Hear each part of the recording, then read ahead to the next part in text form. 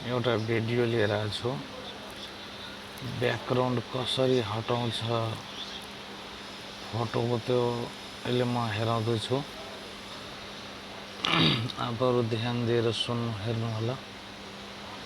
अहिले म एक पहिला गुगल ओपन गर्नु।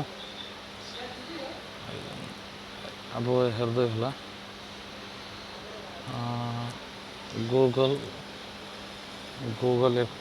गुगल ओपन गर्नु हैन। त्यसपछि यता सर्च गर्नु रेनबो बीजी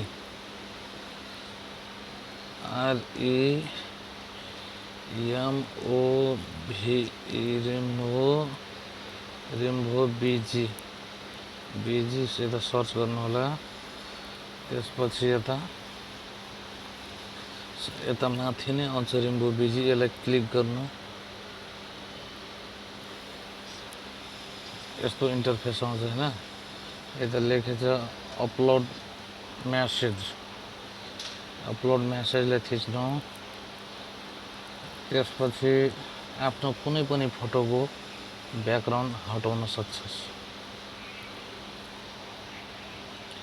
यता हेर्नुहोस्, अहिले जस्तै म एउटा फोटो लिइरहेको छु। यो फोटो हेर्नुहोस्, यो फोटो कसरी यसको ब्याकग्राउन्ड चेन्ज गर्छ हैन।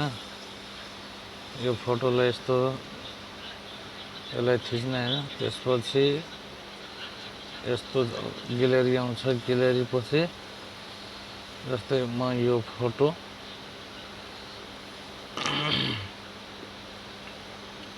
कसरी चेन्ज गर्छ, यो फोटो ब्याकग्राउन्डको यसलाई थिच्नु।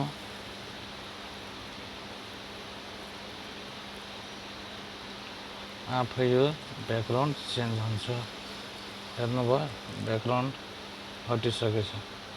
अब यसलाई सेभ कसरी गर्ने त्यो आफूहरूलाई म सिकाउँछु। यो डाउनलोडलाई यस्तो थिच्नु हैन। यता थिचेपछि आफै मेसेज मोबाइलमा आउँछ। यति नै हो।